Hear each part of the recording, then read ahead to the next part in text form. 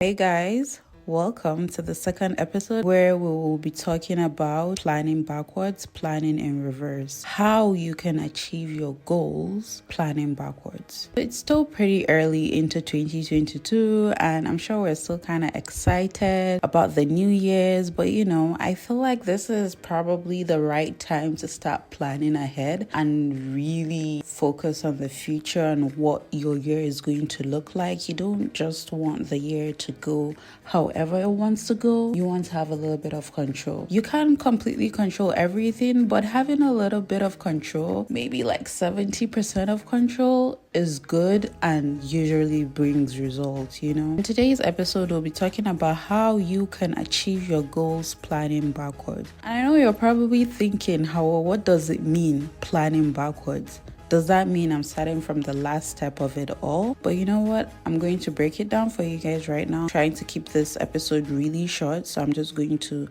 go straight into the points. And if you need a little bit more understanding or a little bit more, you can just read the blog post. Let me go through the steps you need to follow when you're trying to achieve your goals. So 1, you need to set your intentions for the year. 2, you need to review your previous year. 3, you need to set your big time goals. 4, you need to set milestones for the big time goals. 5, have actionable steps to get to those milestones. So we covered these first 5 steps in the previous episode, and if you haven't listened to it yet, you probably should check it out before you get back to this, because now we're going to move on to planning backwards, breaking down those actionable goals, and then set short-term goals. Planning backwards in simple terms is basically just what it means, planning backwards. Usually when you plan, you think of your situation right now and move forward. But when it comes to planning backwards, what you will do is think about your end goal, think about your destination, think about your goal,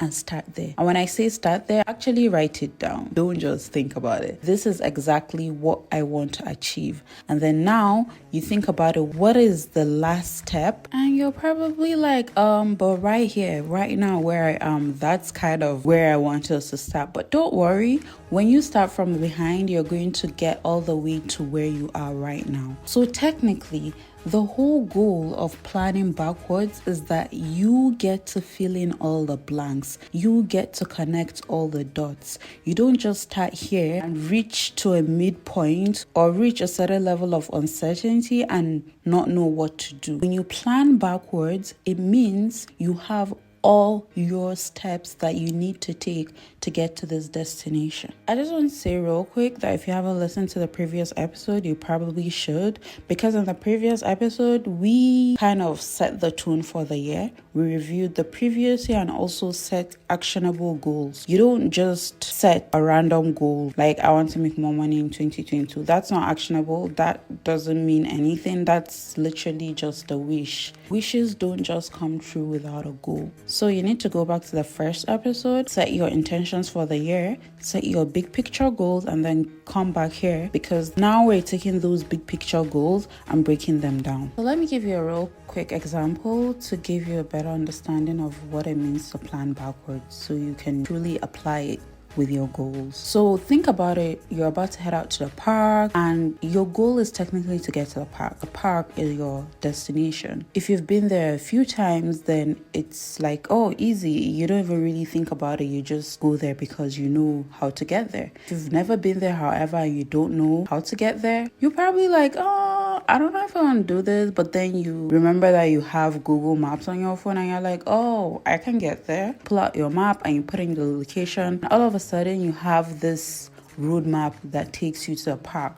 All of a sudden this task of going to the park isn't really something you're stressing about anymore, because you know all the steps, you know all the turns you need to take to get to the park, right? That eases you out. But if you had to go to the park without a map and you've never been to the park, you're probably going to get lost. And there's just going to be this part of you that is just like, this cannot be the turn. You're going to be full of doubt. Doubt is never good. At every turn, you're convincing yourself to go back. Just go back. just go back.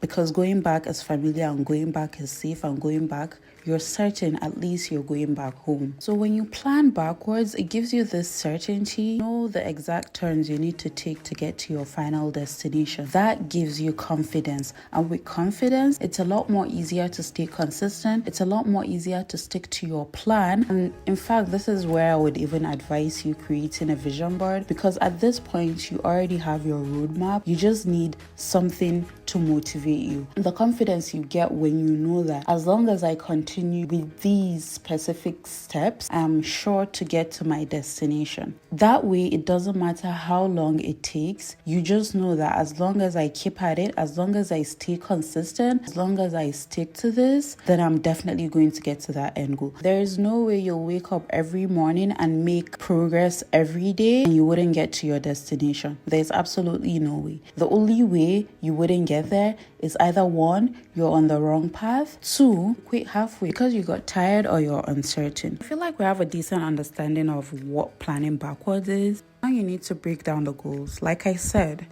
it's probably going to take you years to get to your big time goals, or months. Whatever the case is, it's a bit difficult to see your progress when every day the progress is so little. But when you keep tabs and keep track daily, weekly, monthly, then it's a lot easier. By the time you plan backwards, it allows you to break down your goals in a quarterly fashion. So you pretty much break down what you need to achieve at the quarter of a year in order to get to your final annual goal. And then you break down those quarterly goals into monthly goals. That's going to help you keep track. You don't want to get to the end of the year only to realize that you've been off, like way off, right from April. We don't need that. We need to be on track. It helps you stay on track. It's also like a little checkpoint where you review to just be sure you're on track. So by the time you break it down, planning backward, it gives you a deadline. It gives you a time. You know exactly what you need to achieve at specific dates. So once you get to the end of week 1, you must have achieved like a certain level of your goal. You can get the 2022 full focus planner. We have the monthly planning spreads there, monthly reviews where you can review your month every month, review your progress. We have the quarterly goals. We have the whole big picture goals set up in the 2022 full focus planner. All you have to do is just fill in this information and keep track. The planner literally has everything in one for you. If you had a project to finish a book in a month, in that case, planning backward would mean, all right, so I need to finish 200 pages by the end of the month. You calculate how many days you have within that month and calculate realistically how much you can write every day. By the time you do that, you know exactly how many pages you should have by the end of week 1, how many pages you should have by the end of week 2, and this added up should get you to a full book by the end of the month. When you break down your goals and you get short-term goals, it makes it a lot more difficult to waste time, because by the time you waste a whole day, you know that you're pushing back your work, and this is time you've set aside in order to get to your monthly goal. So every day, your goal could be to write 2 pages. That sounds easy enough, right? But at the end of the day, it gets you to your final big goal that seemed so huge. It's a lot more difficult looking at huge goals, but when you look at smaller goals, it makes it a lot more easier and it excites you a lot more. You feel a lot more accomplished when you meet your daily goal, which is, 2 pages. 2 pages, you can do that, right? So the key is always to stay consistent, of course. When you keep track in that manner and you acknowledge and see your progress every day, it motivates you to do more. You just want to keep doing more. There's a quote by Bill Gates and Matthew Kelly that goes, most people overestimate what they can do in a day and underestimate what they can do in a month. And that's fact. We overestimate what we can do in a year and underestimate what we can accomplish in a decade. A lot of times we fill our day with so many tasks, especially when you're feeling motivated. You're like, oh, I can do so much today. You write this really long to-do list. By the time you get to maybe 30% of the list, you're burnt out. You're just like, oh, forget it. I can never do this. I can never be a better person. I can never be organized. I can never be focused. I can never... Wrong. Congratulations. You just burnt out yourself in one day when you could have just taken that list and divided it through a week. But now you're somehow trying to be Wonder Woman or Wonder Man, do all these things in one day, and you think you're just going to transform your life in one day. It doesn't happen that way. Overnight successes are often built in years. Just because you knew about XYZ today does not mean they came up today. If your goal seems far enough, you can easily convince yourself it's not possible. And just because you can't change the world in one day does not mean you can't change it in a decade. Be patient with yourself and realistic with your daily tasks. This brings me to the last and final step you need in order to actually achieve your goals.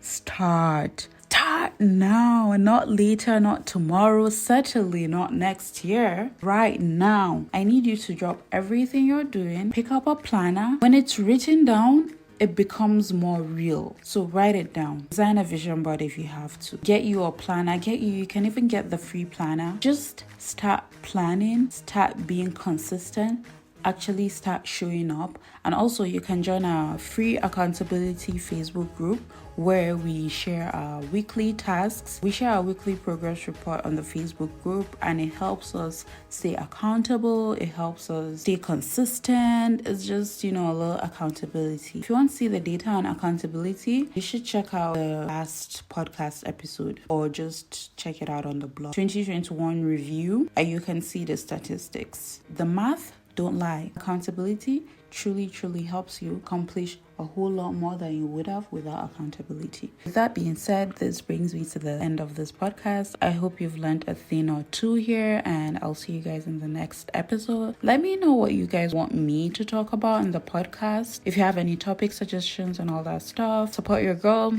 This is something new I'm starting out 2022. This is me challenging myself. I'm actually getting out of my comfort zone doing all of this, but we are going big 2022. We are going big.